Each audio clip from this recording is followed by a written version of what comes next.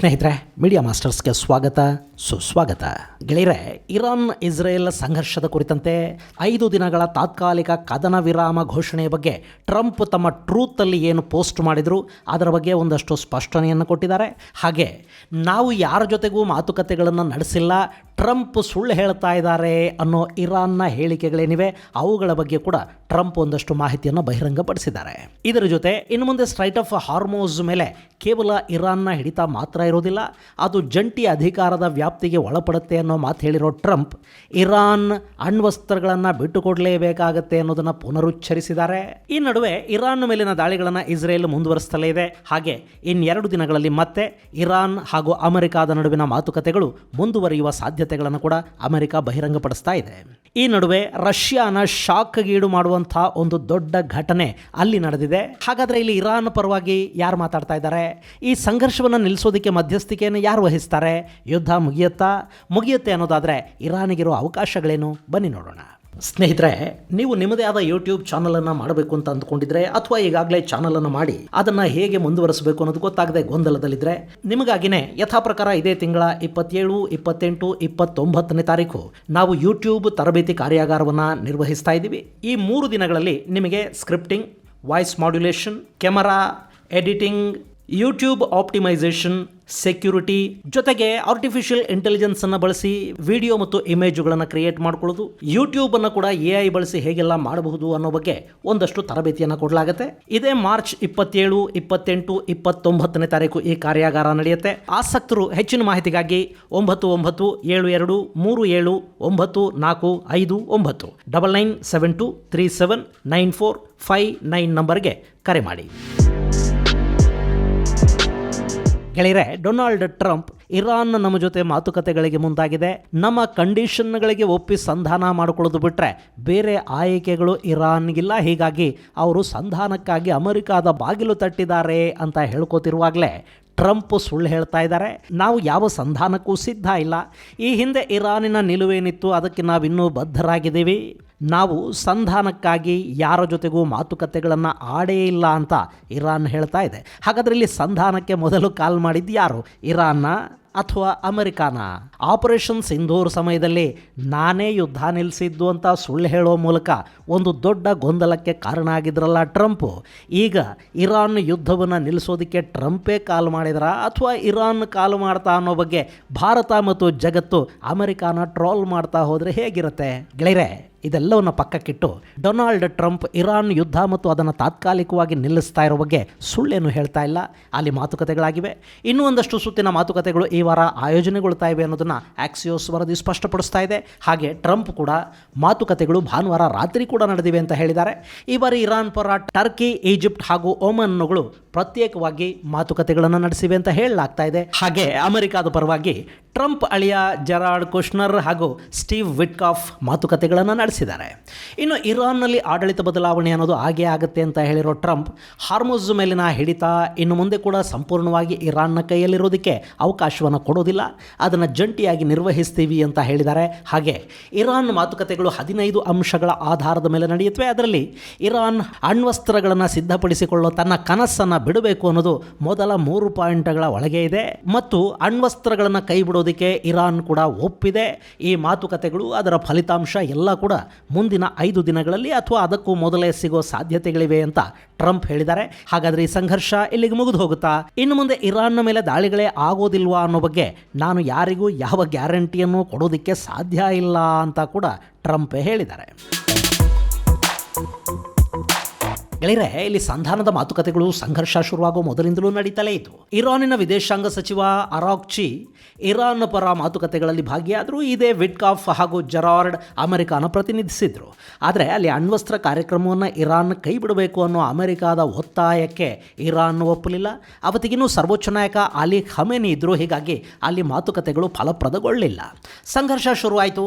ಮೊದಲ ದಿನವೇ ಇಸ್ರೇಲ್ ಅಮೆರಿಕಾಗಳು ಖಮೇನಿಯನ್ನು ಕೊಂದು ಹಾಕಿದ್ವು. ಆನಂತರ ಅಲ್ಲಿ ಸರ್ವೋಚ್ಚ ನಾಯಕ ಯಾರೂ ಇರಲಿಲ್ಲ.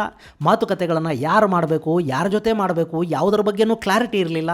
ಅಲ್ಲಿ ಲಾರಿಜಾನಿ ಇದ್ದರೂ ಆತ ಅಮೆರಿಕ ಜೊತೆ ಮಾತುಕತೆಗಳನ್ನು ಮುಂದುವರಿಸ್ತಾರೆ ಅಂತ ಅನ್ನಿಸ್ತಾ ಇತ್ತು. ಯಾಕೆಂದರೆ ಲಾರಿಜಾನಿ ಈ ಹಿಂದೆ ಅಮೆರಿಕ ಜೊತೆ ಕಾಂಪ್ರಹೆನ್ಸಿವ್ ಪ್ಲಾನ್ ಆಫ್ ಆ್ಯಕ್ಷನ್ ಆಗಿತ್ತಲ್ಲ ಒಬಾಮಾ ಕಾಲದಲ್ಲಿ, ಅದರಲ್ಲಿ ಅತ್ಯಂತ ಸಕ್ರಿಯವಾಗಿ ಮಾತುಕತೆಗಳಲ್ಲಿ ಭಾಗಿಯಾಗಿದ್ದವರು. ಈ ಬಾರಿ ಕೂಡ ಆತ ಅಮೆರಿಕ ಜೊತೆ ಮಾತಾಡ್ತಾರೆ ಅಂತ ಭಾವಿಸಲಾಗ್ತಾ ಇತ್ತು. ಆದರೆ ಖಮೇನಿಯನ್ನು ಕಳ್ಕೊಂಡ ಬೆನ್ನಲ್ಲೇ ಸಂಧಾನದ ಮಾತುಕತೆಗಳನ್ನು ಮಾಡೋದು ಇರಾನಿನ ರೆಜಿಮ್ ಅಭಿಮಾನಿಗಳ ಸಿಟ್ಟಿಗೆ ಕಾರಣ ಆಗ್ತಾ ಇತ್ತು. IRGC ಕೂಡ ಅದಕ್ಕೆ ಸಿದ್ಧ ಇರಲಿಲ್ಲ. ಹೀಗಾಗಿ ಅಲ್ಲಿ ಮಾತುಕತೆಯ ವಾತಾವರಣ ನಿರ್ಮಾಣ ಆಗಲೇ ಇಲ್ಲ. ಅಷ್ಟರಲ್ಲಿ ಇಸ್ರೇಲ್ ಲಾರಿಜಾನಿಯನ್ನು ಹೊಡೆದು ಹಾಕ್ತು. ಅಷ್ಟರಲ್ಲಾಗಲೇ ಅಲ್ಲಿ ಮೊಜ್ತಬಾನ ಸರ್ವೋಚ್ಚ ನಾಯಕ ಅಂತ ಘೋಷಣೆ ಮಾಡಾಗಿತ್ತು. ಆದರೆ ಆತ ಬದುಕಿದಾನ ಇಲ್ವಾ ಅನ್ನೋದು ಕೂಡ ಖಚಿತವಾಗಿರಲಿಲ್ಲ. ಇವತ್ತಿನವರೆಗೆ ಮೊಜ್ತಬಾ ಯಾರ ಕಣ್ಣಿಗೂ ಕಾಣಿಸ್ಕೊಂಡಿಲ್ಲ. ಹೀಗಾಗಿ ಅಲ್ಲಿ ಯಾರು ಮಾತಾಡಬೇಕು ಈ ಗೊಂದಲ ಹಾಗೆ ಉಳ್ಕೊಂಡಿತ್ತು. ಈ ನಡುವೆ ಇಸ್ರೇಲ್ ಇರಾನಿನ ಒಬ್ಬೊಬ್ಬೇ ನಾಯಕನನ್ನು ಹುಡುಕಿ ಕೊಂದು ಹಾಕೋದಕ್ಕೆ ಶುರು ಮಾಡ್ತು. ನೋಡಿ, ಸುಮಾರು 20ಕ್ಕೂ ಹೆಚ್ಚು ಸೀನಿಯರ್ ನಾಯಕರು, ಅಲಿ ಖಮೇನಿಯ ಜೊತೆಗಿದ್ದವರು, ಆತನಿಂದ ನೇಮಕಗೊಂಡವರು ಎಲ್ಲ ಈಗಾಗಲೇ ಅಲ್ಲಿ ಸಾವಿಗೀಡಾಗಿ ಆಗಿದೆ. ಈ ಸಂದರ್ಭದಲ್ಲಿ ಯುದ್ಧ ಇನ್ನೂ ಮುಂದುವರೆದ್ರೆ ಇನ್ನಷ್ಟು ನಾಯಕರು ಸಾವಿಗೀಡಾಗ್ತಾರೆ. ಈ ಹಂತದಲ್ಲಿ ಅಧ್ಯಕ್ಷ ಪೆಜೆಶ್ಕಿಯಾನ್ ಸಂಧಾನದ ಮಾತುಕತೆಗಳನ್ನು ಶುರು ಮಾಡಿದರು. ಆದರೆ ಅವರ ಕಂಡೀಷನ್ಗಳು ಒಪ್ಪೋ ಹಾಗಿರಲಿಲ್ಲ. ಹೀಗಾಗಿ ಅದರ ಬಗ್ಗೆ ಅಮೆರಿಕ ಮಾತಾಡೋದಕ್ಕೆ ಹೋಗಲಿಲ್ಲ. ಜೊತೆಗೆ ಈ ಅಧ್ಯಕ್ಷನ ಮಾತನ್ನು IRGC ಕೇಳುತ್ತೆ ಅನ್ನೋ ನಂಬಿಕೆ ಕೂಡ ಯಾರಿಗೂ ಇರಲಿಲ್ಲ. ಹೀಗಾಗಿ ಆ ಮಾತುಗಳು ಅಲ್ಲಿ ನಿಂತವು. ಆದರೆ ಬ್ಯಾಕ್ ಚಾನಲ್ ಮಾತುಕತೆಗಳು ಮಾತ್ರ ಹಾಗೆ ಮುಂದುವರಿತಾ ಹೋಗ್ತಾ ಇದ್ವು. ಗೆಳೆಯರೆ, ಇಲ್ಲಿ ಸಂಧಾನಕ್ಕೆ ನಾವು ಸಿದ್ಧ ಇಲ್ಲ. ಯಾವ ಸಂಧಾನ, ಯಾಕೆ ಸಂಧಾನ ಅಂತ ಯಾರಾದರೂ ಮಾತಾಡ್ತಾ ಇದ್ದಾರೆ ಅಂದರೆ ಅಲ್ಲೊಂದು ಸಂಧಾನದ ಮಾತುಕತೆಗಳು ನಡೀತಾ ಇವೆ ಅಥವಾ ಅದಕ್ಕೆ ಸಿಗ್ನಲನ್ನು ಕಳುಹಿಸಲಾಗ್ತಾ ಇದೆ ಅಂತ ಅರ್ಥ. ಈಗ ನಮ್ಮಲ್ಲೇ ರಾಜಕಾರಣಿಗಳು ನೋಡಿ, ಪಕ್ಷ ಬದಲಾಯಿಸೋ ಮೊದಲು ಛೆ ಈ ಪಕ್ಷ ಬಿಟ್ಟು ಅಲ್ಲಿಗೆ ಹೋಗೋದಾ ಅಂತೆಲ್ಲ ಮಾತಾಡೋದಕ್ಕೆ ಶುರು ಮಾಡ್ತಾರೆ. ತಾವು ಯಾವ ಪಕ್ಷಕ್ಕೆ ಟವಲ್ ಹಾಸಿರ್ತಾರೋ ಅಲ್ಲಿನ ನಾಯಕರನ್ನು ಬೈಕೊಳ್ಳೋದಕ್ಕೂ ಶುರು ಮಾಡ್ತಾರೆ. ಸೀನ್ ಕಟ್ ಮಾಡಿದರೆ ಇವನ ಹೆಗಲು ಮೇಲಿನ ಬಾವುಟ ಬದಲಾಗಿರುತ್ತೆ, ಅಣ್ಣ ಜಂಪ್ ಜಿಲಾನಿ ಆಗಿರ್ತಾನೆ. ಇಂಥದ್ದನ್ನೆಲ್ಲ ನೀವು ಎಷ್ಟು ನೋಡಿಲ್ಲ. ಇದು ನಮ್ಮಲ್ಲಿನ ಲೋಕಲ್ ಪಾಲಿಟಿಕ್ಸ್ಗೆ ಮಾತ್ರ ಅಪ್ಲೈ ಆಗುತ್ತೆ ಅಂತೇನಿಲ್ಲ. ಜಾಗತಿಕ ರಾಜಕಾರಣ ಕೂಡ ಇದಕ್ಕಿಂತ ಭಿನ್ನವಾಗೇನಿರೋದಿಲ್ಲ. ಅಲ್ಲಿ ಮಾತುಕತೆಗೆ ಸಿಗ್ನಲ್ ರವಾನೆ ಆಗಿದೆ. ಅದಾದ ಕೂಡಲೇ ಇಸ್ರೇಲ್ ತನ್ನ ದಾಳಿಗಳ ವೇಗವನ್ನು ಮತ್ತಷ್ಟು ತೀವ್ರಗೊಳಿಸಿದೆ. ಮಾತುಕತೆಗಳಾಗೋ ಮೊದಲು ಎಷ್ಟು ಸಾಧ್ಯನೋ ಅಷ್ಟು ಹೊಡೆದು ಬಿಡೋಣ ಅಂತ ಅವರು ಪ್ರಯತ್ನ ಪಟ್ಟಿದ್ದಾರೆ. ಹಾಗೆ ಇರಾನ್ ಕೂಡ ಅರಬರಿಗೆ ಮತ್ತು ಯಹೂದ್ಯರಿಗೆ ಒಂದು ಪಾಠ ಕಲಿಸೋ ಪ್ರಯತ್ನವನ್ನು ಮಾಡ್ತಲೇ ಇದೆ. ಹಾಗೆ ಒಮನ್, ಟರ್ಕಿ, ಈಜಿಪ್ಟ್ಗಳು ಅಮೆರಿಕ ಜೊತೆ ನಿರಂತರವಾಗಿ ಮಾತುಕತೆಗಳನ್ನು ನಡೆಸ್ತಾ ಹೋಗ್ತಾ ಇವೆ. ಒಂದು ಮೂಲದ ಪ್ರಕಾರ ಪಾಕಿಸ್ತಾನ ಕೂಡ ಟರ್ಕಿ ಜೊತೆ ಅಮೆರಿಕಾದ ಸಂಧಾನಕಾರರನ್ನು ಭೇಟಿ ಮಾಡಿತ್ತು ಅಂತ ಹೇಳ್ತಾ ಇದ್ದಾರೆ. ಒಟ್ಟಾರೆ ಫಲಿತಾಂಶ ಅನ್ನೋ ಹಾಗೆ ಟ್ರಂಪ್ 48 ಗಂಟೆಗಳ ಗಡುವನ್ನು ಕೊಡೋದಿಕ್ಕೂ, ಅಲ್ಲಿ ಒಮನ್, ಈಜಿಪ್ಟ್ಗಳ ಸಂಧಾನಕ್ಕೆ ಅಮೆರಿಕಾದ ಮಧ್ಯಸ್ಥಿಕೆದಾರರು ಒಪ್ಪೋದಿಕ್ಕೂ ಸರಿ ಹೋಗಿದೆ. ಹೆಂಗೂ ಅಮೆರಿಕಾಗೂ ಸ್ವಲ್ಪ ಆಂತರಿಕ ಸಮಸ್ಯೆಗಳು ಶುರುವಾಗಿದ್ವು. ತೈಲದ ಬೆಲೆ ಹೆಚ್ಚಾಗಿ ಶೇರ್ ಮಾರ್ಕೆಟ್ ಕುಸಿತವನ್ನು ಕಾಣ್ತಾ ಇತ್ತು. ಈ ಸಂದರ್ಭದಲ್ಲಿ ಟ್ರಂಪ್ 5 ದಿನಗಳ ವಿರಾಮ ಘೋಷಣೆ ಮಾಡಿದ್ದಾರೆ ಮತ್ತು ತೈಲ ಬೆಲೆ ಕೂಡ ಒಂದಷ್ಟು ಇಳಿಕೆಯನ್ನು ಕಂಡಿದೆ. ಇನ್ನು ಈಗಲೂ ಕೂಡ ಇರಾನಿನ ವಿದೇಶಾಂಗ ಸಚಿವ ಅರಾಕ್ಚಿ ಮತ್ತು ಅಲ್ಲಿನ ಸ್ಪೀಕರ್ ಮೊಹಮ್ಮದ್ ಬಾಗೇರ್ ಗಲಿಬಾಫ್ ಇಬ್ಬರು ಸಂಧಾನದ ಮಾತುಕತೆಗಳೇನೂ ಆಗಿಲ್ಲ ಅಂತಲೇ ಹೇಳ್ತಾ ಇದ್ದಾರೆ. ಆದರೆ ಟ್ರಂಪ್ ಅಲ್ಲಿ ಏನೆಲ್ಲ ಆಗಿದೆ ಅನ್ನೋದನ್ನು ಬಹಿರಂಗಪಡಿಸಿದ್ದಾರೆ. ಯಾರ ಜೊತೆ ಯಾರು ಮಾತಾಡಿದ್ದಾರೆ ಅನ್ನೋದನ್ನು ಕೂಡ ಅಮೆರಿಕಾದ ಅಧ್ಯಕ್ಷರು ಹೇಳಿದ್ದಾರೆ. ಇನ್ನು ಈ ವಾರ ಇನ್ನೊಂದು ಸುತ್ತಿನ ಮಾತುಕತೆ ಪಾಕಿಸ್ತಾನದ ರಾಜಧಾನಿ ಇಸ್ಲಾಮಾಬಾದಲ್ಲಿ ನಡೆಯೋ ಸಾಧ್ಯತೆಗಳಿವೆ ಅಂತ ಆಕ್ಸಿಯೋಸ್ ಮತ್ತು ರಾಯ್ಟರ್ಸ್ಗಳು ವರದಿ ಮಾಡಿವೆ. ಗೆಳೆಯರೆ, ಈ ಮೊಹಮ್ಮದ್ ಬಾಗೇರ್ ಗಲಿಬಾಫ್ ಈಗ ಇರಾನ್ನ ಸ್ಪೀಕರ್ ಆಗಿದ್ದಾರೆ. ಈತ ಈ ಹಿಂದಿನ ಸರ್ವೋಚ್ಚ ನಾಯಕ ಅಲಿ ಖಮೇನಿಯ ಅತ್ಯಾಪ್ತ ಬಳಗದಲ್ಲಿ ಗುರುತಿಸಿಕೊಂಡಿದ್ದ ಮನುಷ್ಯ. ಈ ಹಿಂದೆ IRGCಯಲ್ಲಿ ಕೆಲಸ ಮಾಡಿದ ಅನುಭವ ಇದೆ.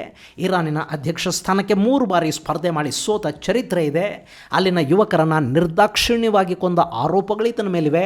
ಮಗ ಕೆನಡಾದಲ್ಲಿದ್ದಾನೆ. ಅಲ್ಲಿನ ಪೌರತ್ವಕ್ಕಾಗಿ ಗಲಿಬಾಫ್ ಈ ಹಿಂದೆ ಪ್ರಯತ್ನ ಪಟ್ಟಿದ್ದು ದೊಡ್ಡ ಸುದ್ದಿಯಾಗಿತ್ತು. ಹಾಗೆ ಈ ಗಲಿಬಾಫ್ ಮೇಲೆ ಭಯಾನಕ ಭ್ರಷ್ಟಾಚಾರದ ಆರೋಪಗಳು ಕೂಡ ಇವೆ. ಆದರೂ ಅಲಿ ಖಮೇನಿ ಕಾಲದಲ್ಲಿ ಅವರಿಗೆ ಅತಿಯಾದ ನಿಷ್ಠೆಯನ್ನು ತೋರಿಸುವ ಮೂಲಕ ಈತ ಖಮೇನಿಗೆ ಹತ್ತಿರ ಆಗಿದ್ದ ಅಂತ ಹೇಳ್ತಾರೆ. ಈತ ತೆಹರಾನಿನ ಮೇಯರ್ ಆಗಿದ್ದಾಗ ಅಲ್ಲಿನ ಆಸ್ತಿಗಳನ್ನು ಕಡಿಮೆ ಬೆಲೆಗೆ ತನಗಿಷ್ಟ ಬಂದವರಿಗೆ IRGC ಅಧಿಕಾರಿಗಳಿಗೆ ಮಾರಾಟ ಮಾಡಿದ್ದ ಪ್ರಕರಣ ಬೆಳಕಿಗೆ ಬಂತು. ಅದರಲ್ಲಿ ಈತನ ಡೆಪ್ಯೂಟಿಗೆ 20 ವರ್ಷ ಜೈಲಾಯಿತು. IRGCಯ ಬೆಂಬಲ ಪಡ್ಕೊಂಡೆ ಈ ಅಲಿಬಾಫ್ ಬಚಾವಾಗ್ಬಿಟ್ಟ. ಹಾಗೆ ಹೆಂಡತಿಯ ಟ್ರಸ್ಟ್ ಮೂಲಕ ಬಿಲಿಯಾಂತರ ಡಾಲರ್ ಬೆಲೆ ಬಾಳೋ ಸರ್ಕಾರಿ ಆಸ್ತಿಗಳನ್ನು ಕಬಳಿಸಿದ ಆರೋಪ ಕೂಡ ಈತನ ಮೇಲಿತ್ತು. ಮಕ್ಕಳ ಮೇಲೆ ಟ್ಯಾಕ್ಸ್ ಕದ್ದ ಆರೋಪಗಳಿದ್ವು. ಟರ್ಕಿಯಲ್ಲಿ ಖರೀದಿ ಹಗರಣವೊಂದರಲ್ಲಿ ಈತನ ಹೆಸರು ಕೇಳಿ ಬಂತು.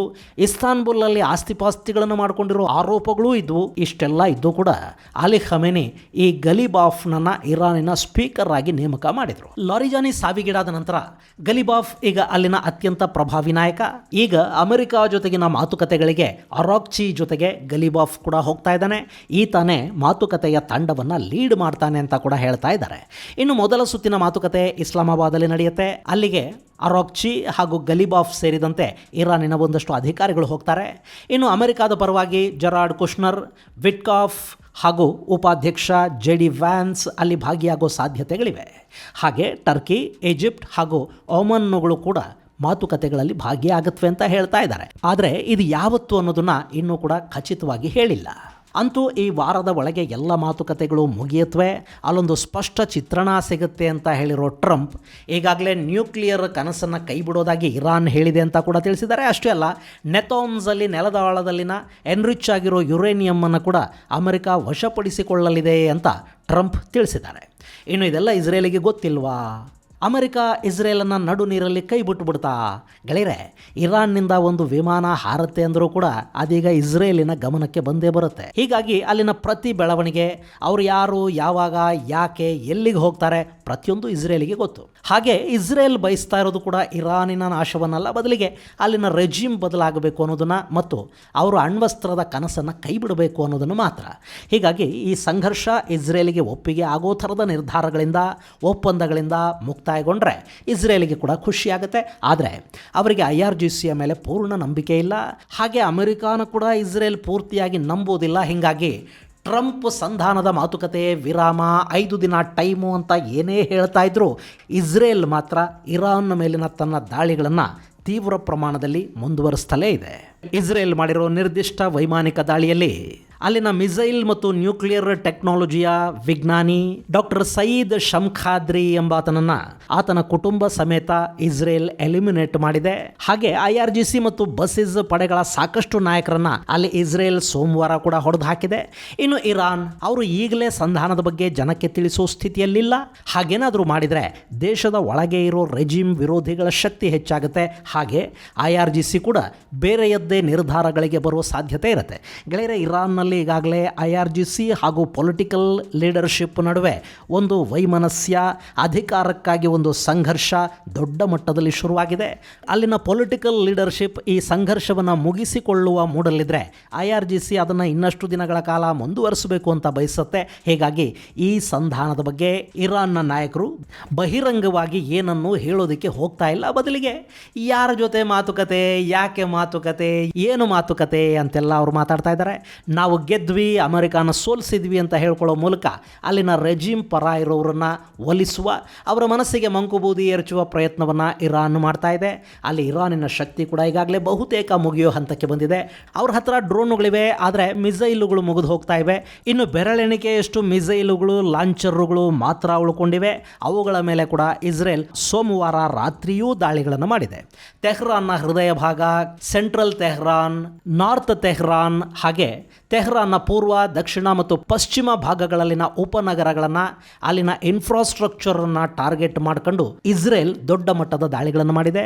ಪಶ್ಚಿಮ ಇರಾನ್ನ ಖೊರಮಾಬಾದಲ್ಲಿ ಜನವಸತಿಗಳ ಮೇಲೆ ಕೂಡ ದಾಳಿಗಳಾಗಿವೆ. ಬುಷರಹ್ ಅಲ್ಲಿ ಇರಾನಿನ ನ್ಯೂಕ್ಲಿಯರ್ ಮತ್ತು ಮಿಸೈಲ್ ದಾಸ್ತಾನುಗಳಿದ್ದ ಟನಲ್ಗಳನ್ನು ಇಸ್ರೇಲ್ ಹೊಡೆದು ಹಾಕಿದೆ. ಹಾಗೆ ಇರಾನ್ ಕೂಡ ಕುವೈತ್ ಮೇಲೆ ದಾಳಿಗಳನ್ನು ಮಾಡಿದೆ. ಇಸ್ರೇಲ್ನ ವಿರುದ್ಧ ಕೂಡ ತನ್ನ ಮಿಸೈಲ್ಗಳನ್ನು ನುಗ್ಗಿಸಿದೆ. 77ನೇ ಅಲೆಯ ದಾಳಿಗಳನ್ನು ಇರಾನ್ ಕೂಡ ಮಾಡಿದೆ. ಆದರೂ ಅಲ್ಲಿ ಸಂಧಾನದ ಮಾತುಕತೆಗಳಿಗೆ ವೇದಿಕೆ ಸಿದ್ಧವಾಗ್ತಲೇ ಇದೆ. ಇದೆಲ್ಲದರ ನಡುವೆ ಯುಕ್ರೇನ್ ರಷ್ಯಾಗೊಂದು ದೊಡ್ಡ ಶಾಕನ್ನು ಕೊಟ್ಟಿದೆ. ರಷ್ಯಾದ ಅತಿ ದೊಡ್ಡ ತೈಲ ರಫ್ತು ಕೇಂದ್ರ ಪ್ರಿಮೋರ್ಸ್ಕ್ ಮತ್ತು ಬಾಷ್ನೆಫ್ಟ್ ಅಫನೆಫ್ಟಿಕಿಮ್ ಸಂಸ್ಕರಣಾಗಾರದ ಮೇಲೆ ಯುಕ್ರೇನ್ನ ಡ್ರೋನ್ಗಳು ರಾತ್ರಿ ಇಡೀ ದಾಳಿಯನ್ನು ಮಾಡಿವೆ. ಪ್ರಿಮೋರ್ಸ್ಕ್ ದಾಳಿ ಇಂಧನ ಟ್ಯಾಂಕರನ್ನು ಹಾನಿಗೀಡು ಮಾಡಿದೆ. ಹಾಗೆ ತೈಲ ಲೋಡಿಂಗ್ ಫೆಸಿಲಿಟಿಗಳನ್ನು ಕೂಡ ನಾಶ ಮಾಡಿದೆ. ಗೆಳೆಯರೆ, ಇದು ರಷ್ಯಾದ ಅತಿ ದೊಡ್ಡ ತೈಲ ರಫ್ತು ಕೇಂದ್ರಗಳ ಪೈಕಿ ಒಂದು. ಇದು ಪ್ರತಿನಿತ್ಯ 1 ಮಿಲಿಯನ್ ಅಂದರೆ 10 ಲಕ್ಷ ಬ್ಯಾರಲ್ ಕಚ್ಚಾ ತೈಲ ಹಾಗೆ 3 ಲಕ್ಷ ಬ್ಯಾರಲ್ನಷ್ಟು ಡೀಸೆಲ್ ಲೋಡಿಂಗ್ ಕೆಪಾಸಿಟಿಯನ್ನು ಹೊಂದಿದೆ. ಈ ಆಯಿಲ್ ಎಕ್ಸ್ಪೋರ್ಟ್ ಹಬ್ ಮೇಲಿನ ದಾಳಿ ರಷ್ಯಾದ ತೈಲ ಸರಬರಾಜಲ್ಲಿ 1 ಮಿಲಿಯನ್ ತೈಲ ಕೊರತೆಯನ್ನು ಸ್ವಲ್ಪ ದಿನಗಳ ಮಟ್ಟಿಗೆ ಖಂಡಿತ ಉಂಟು ಮಾಡುತ್ತೆ. ಇದು ಗೆಳೆಯರೆ ಇರಾನ್, ಅಮೆರಿಕ ಹಾಗೂ ಇಸ್ರೇಲ್ಗಳಿಗೆ ಸಂಬಂಧಪಟ್ಟ ಒಂದಷ್ಟು ಅಪ್ಡೇಟ್ಸ್. ಮುಂದಿನ ಸಂಚಿಕೆಯಲ್ಲಿ ಮತ್ತಷ್ಟು ವಿಶೇಷಗಳ ಜೊತೆ ಮತ್ತೆ ಭೇಟಿಯಾಗೋಣ. ಅಲ್ಲಿವರೆಗೆ ಜೈ ಹಿಂದ್, ಜೈ ಕರ್ನಾಟಕ.